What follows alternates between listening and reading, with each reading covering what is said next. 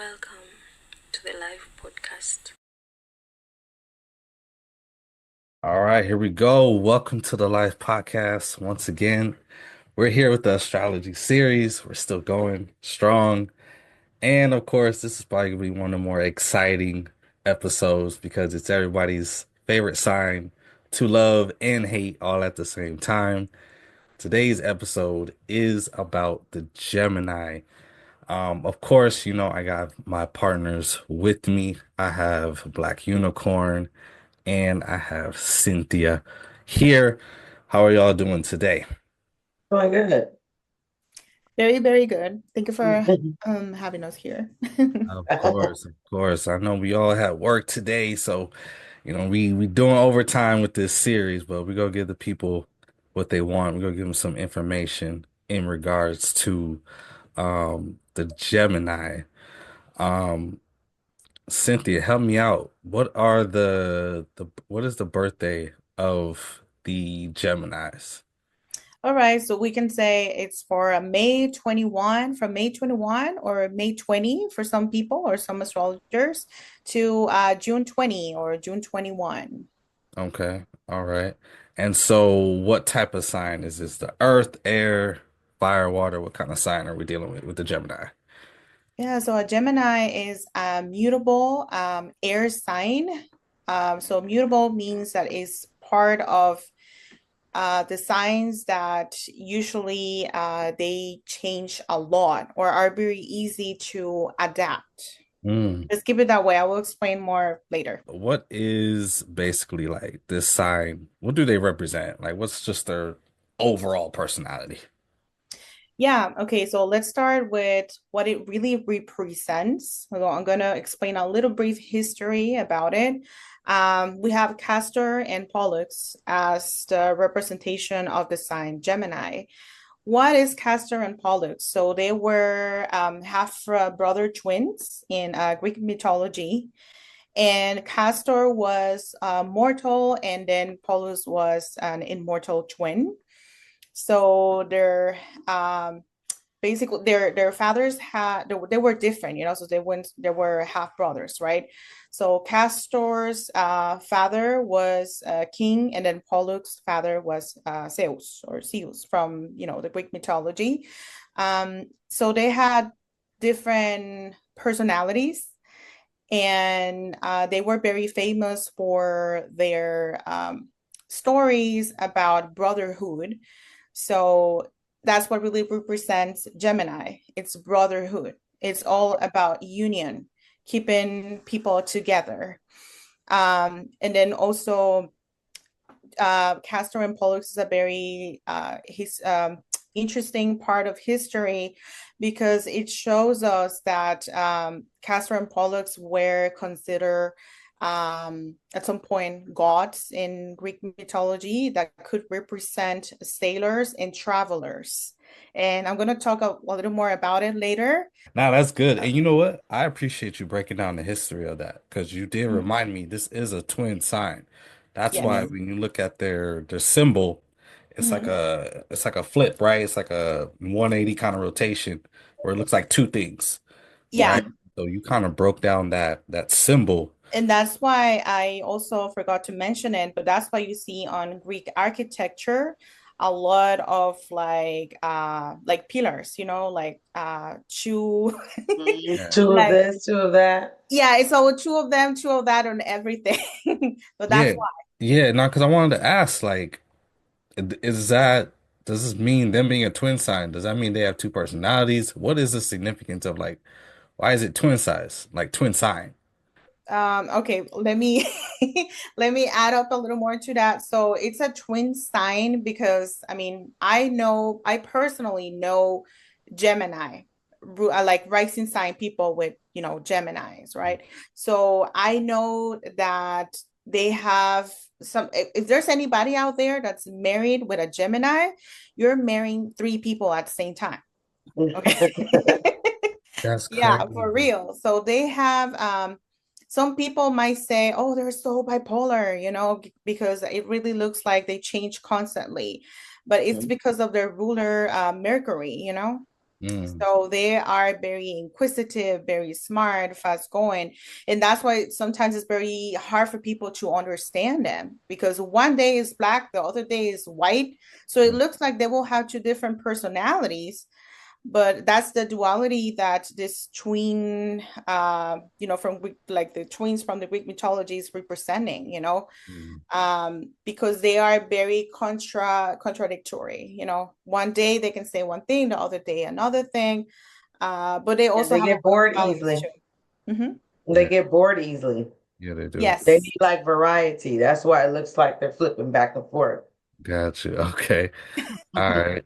Now let's continue with that because you mentioned Mercury, and I wanted Mhm. to ask you what the ruling planet is. I believe it is Mercury, right? Yes, for sure. It's Mercury. Mercury, little reminder, Mercury is the planet of mind. So that Education. means that, I mean, for me, I know that all zodiac signs are good, all of them are smart, but for me, Gemini, I would say, I can say it's the smartest sign of the of the zodiac for sure. That gives them a very sharp mind, smartness, air too, because it's an air sign, so that means they are, smart naturally, like the air. It can go anywhere. It can Mm. adapt easily to almost any kind of circumstance. So let me be a little selfish here, right? Mhm. Because my moon sign is a Gemini. What does that mean when someone's moon sign is in Gemini? So for me, it's Mhm. basically like the hidden, the subconscious part of yourself. So I don't know if that's how you see it, but that's how I believe it to be. For me, the moon represents emotions, and also it represents. We're gonna go a little deeper in that. For me, the moon also represents a mind.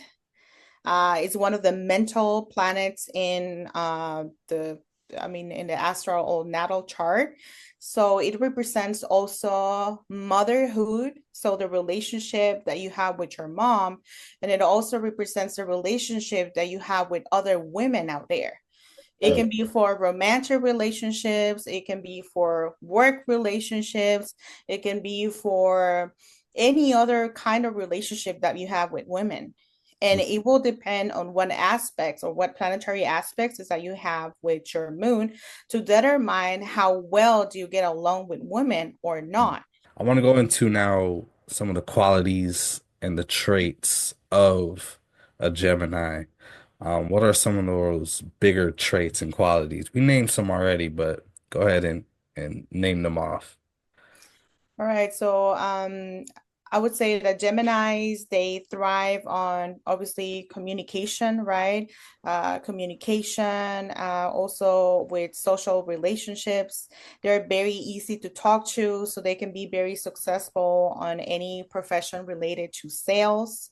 So I would describe Gemini more like the parrot from the zodiac, you know? They're very easy to talk to, so they can also thrive on any other profession related to like working on airplanes, because also Gemini, probably I didn't mention it, but Gemini is also very related to small trips. So that means they can be successful with any profession that has anything to do with this. They can own a traveling agency, anything related with it. And then also since they have a very quick mind, they're very fast. So if there's anybody out there that will like to hire anybody that will make their company grow, with anything related to sales or just talking to people, please just hire a Gemini and you won't regret at all. Same with relationships, and we're going to go like deeper with that later, but that can be a problem with relationships because since they get bored easily, let's say if they are married, right, they can potentially cheat anybody. Yeah, Yeah. Yeah. They could they And could then, collect people like Pokemon cards. yeah, I got. yeah. All right. Well, then this that goes to the next thing then. Discussing some of their weaknesses. Boredom was obviously one of those things. Another thing I wanted to bring up before I let y'all go is they love to be the center of attention, and they have to be the center of attention. and that can oftentimes cause a lot of problems. What do y'all think about that aspect of them, yearning for attention? And what I does that? think that, sorry to cut you off a little. No, you good. I think that Gemini is not like alone with this. I think that Leos are very good with being the center of attention too. I would say actually Leo can win Yeah, that's on what I this was part. thinking too, Leos. Mm, Yeah. And that's why I think that Leos and Gemini can be a very they can get along very well, because both of them like to be in the center of attention, and they share a lot of similarities as well. Well, I mean, in terms of like when you were asking about like their weaknesses, right? yeah. Hmm. So what I do know is like they have a hard time finishing things. Mm, Hmm. Like they start a project here, start a project there, and they have all these little things going on that they don't finish. So that could be like sometimes when, you know, I yeah. don't know if you guys know a Gemini or not, but have Yeah. you Oh, I seen do. I know a them? lot of them.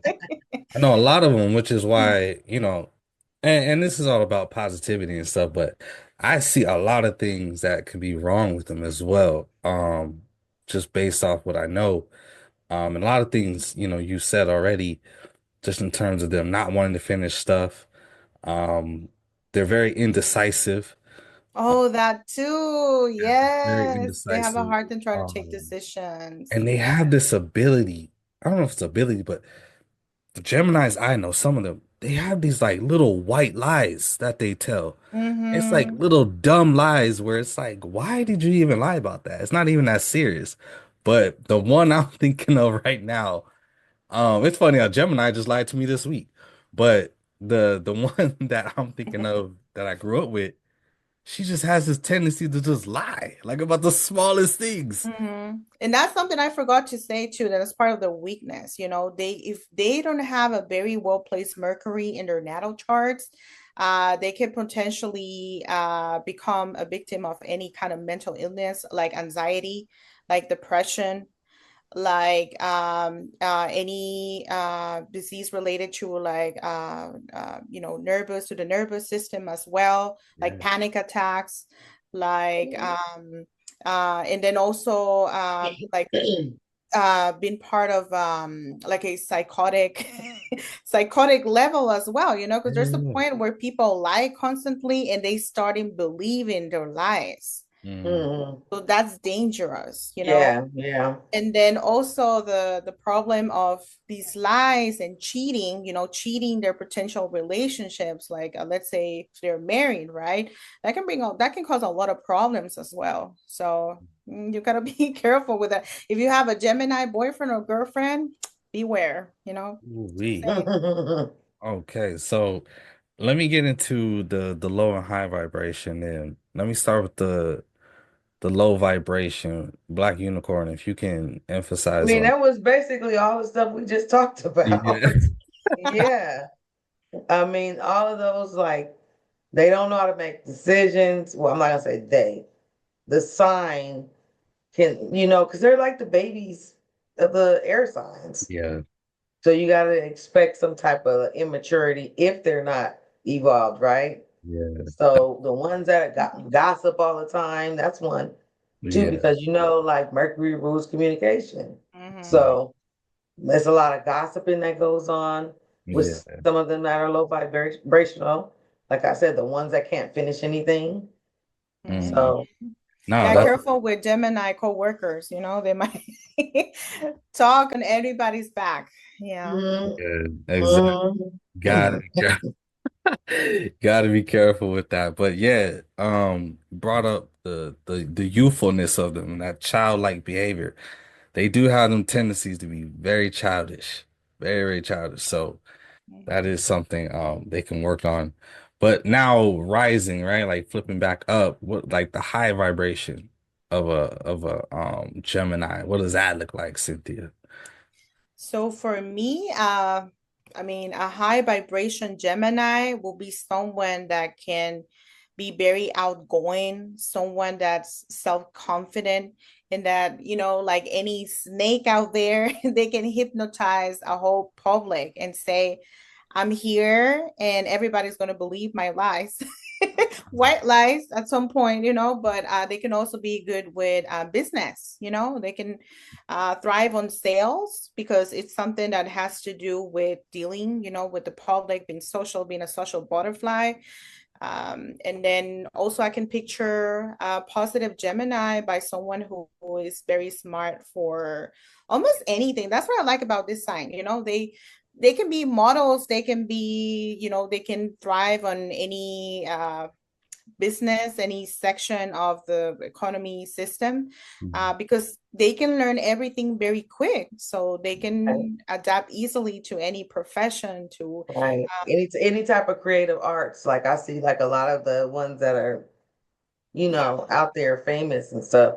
In terms of celebrity, I mean, we were talking about it earlier. There's a bunch of different celebrities we can mention and talk about. We brought up Kanye West, we brought up Kendrick Lamar, we brought up Tupac. Those are some of the creative artists, right? Um, you even mentioned Lady Gaga in terms of her rising being a Gemini, which I think I see that a lot. She exudes that a lot. But then we brought up a name, a very infamous name that people love and hate all at the same time, just like I was saying at the Just What like beginning. about old the Gemini. Gemini? Right. He's a true true Yeah, you Gemini. feel me? He's a true But Gemini. but we mentioned Donald Trump is a Gemini.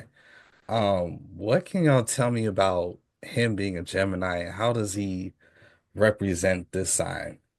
That's a very good question. Well, as far as I can remember, Donald Trump's solar sign is in Gemini, right? So that should be on his 10 or 11 house. I don't want to explain that too much because I don't want to confuse anybody out there. But I think he has a lot of qualities from Gemini because he is successful at some point. He's successful with his, personal business out there. He's very well known for being a businessman. So he has that sharp, smartness to take any decision and, being consequent to his decision. So I feel like it will give him also the popularity to be smart and communicative and talkative to people and Mhm. engaging the public with his political career. Mhm. So I He's mean, even if you're not a Gemini ascendant and you have Gemini aspects, that can give you some qualities from that sign. And I think Donald Trump is a great example of that. Yeah, he's very charismatic. He's Yes. very people person. And People. sometimes he can change a lot, with his decisions, like Mhm. one day is black, another day is white. Some people are really having a hard time right now trying to understand him, but that can be part of the Gemini, side of him. Yeah. So Geminis have a very flirty personality as well. So again, if you're Mhm. married to a guy or a girl with Gemini rising or a very You strong gotta be ready for Gemini that. planetary aspects, I was, beware if you're a jealous type person yeah, because I don't want to cut you they're off, very but flirty. I don't want to Yeah. cut you off, but another one was Marilyn Monroe, right? To that aspect, to your point, like she was very flirtatious to some people, but a lot of people don't realize she was actually a very smart woman. Um, but of course, her being the sex symbol of the 20th century. I think that was part from Leo of her rising, that Mm, Mhm.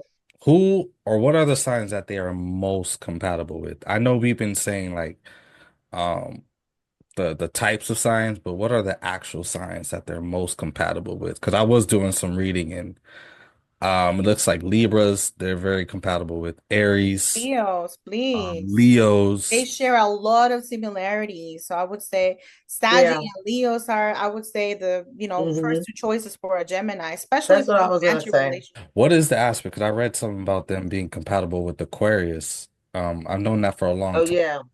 What is the aspect of that? Because it seems like more of a friend level that they're very compatible with, not just a romance level, but more of a friend level.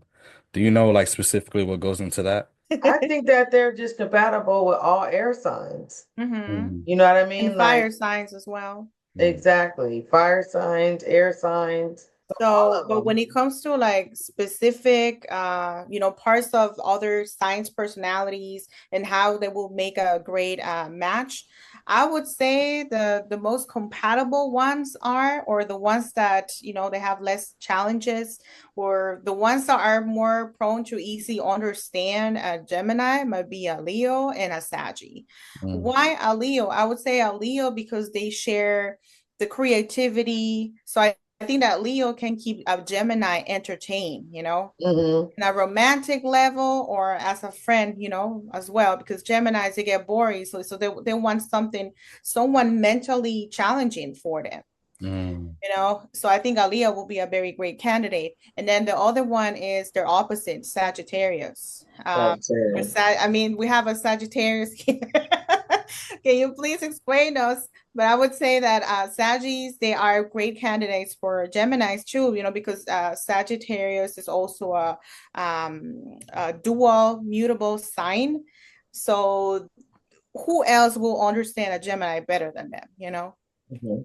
Very, very easy to understand them. And then the other, air signs, like Stanisha said, like Libras, other Geminis as well. I can't imagine Gemini and Gemini. That will be an I explosion. don't even want to think about Wow, it. right? That's too much to be thinking about. Exactly. So what are the opposite signs like in terms of who do they not get along with, just from a general standpoint? I would say, I mean, any earth or Earth water sign sign, or but water. I would say one of the most challenging for a Gemini might be a Taurus, trying to get along with a Taurus, because Taurus are very slow and Geminis Hmm. are super fast. So Yeah, I can picture right now, because, I know some people, like Geminis and Taurus, and yeah, they're like, oh, you know what? Like a Taurus would tell a Gemini, please don't tell me what to do. Don't tell me to be quick, because I'm not quick, you yeah. know. So I feel like with Taurus, they might have a very challenging relationship. And Mm, another one probably with a Pisces. Because Geminis are this kind of people who are not very emotional. mm, So it's not how what they feel per se, it's more like what they like crave to do in that moment. So I picture right now, like any Gemini would tell any Pisces or any other water sign out there, that it's not about emotions. yeah. You can't take them like too serious. You know what I'm saying?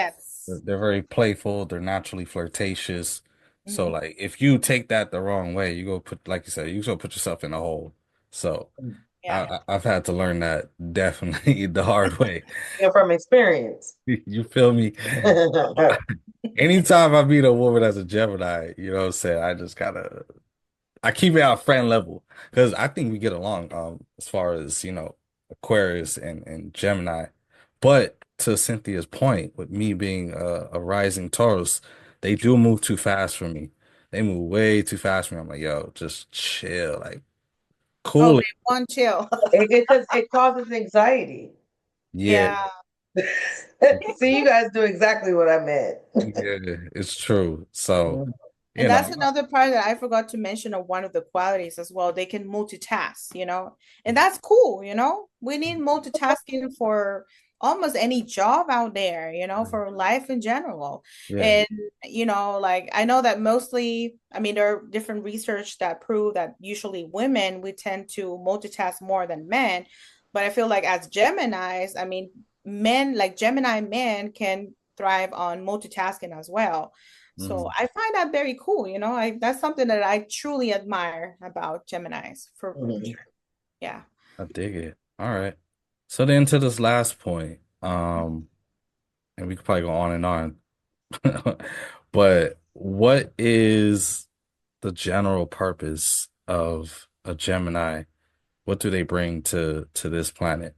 Very good question. I would say a Gemini can bring to this world the lesson to be social, to be communicative, to bring smartness to the world. Just teach everybody that by don't be afraid of changes. Don't be afraid to adapt to circumstances, because just as just as hard as they might be, there's always a solution for that problem. So I think that that's something that we should learn from them, and also to love our siblings, the people in our family. If you have a bad relationship with your brother, with your sister, learn from a Gemini. I don't care what kind of issues you have in your family. It's always a good time to connect with You them. say that, I'm thinking about like the Kanyes and the Johnny Depps, like the Marilyn Monroes, like how much they brought to the world in terms of like their talent and who they were in general. And it's just like it's amazing. Yeah, absolutely. Yeah. Even through the ruckus that they brought, and the turbulence, you still Mhm. remember the good things that they were able to bring and Yeah. still leave a legacy, still be very social, and really touch the people. So, um, with that, that's going to conclude this episode of the Gemini. This episode was fire for sure. I know a lot of people that's gonna like this episode. I'm definitely gonna stretch this out to all the Geminis. I'm sure they'll appreciate it. Maybe they'll stop lying so much. We'll see. But that'll But we conclude. can learn from those lies too. We can Yeah, Yeah, okay. we can learn to do white lies. Sometimes yeah, those are very necessary sometimes. yeah. For me, it helped me like understand like, okay, I gotta watch myself around you because if you were able to do that, I gotta have a certain like trust level with you, but I'm not gonna go into all that.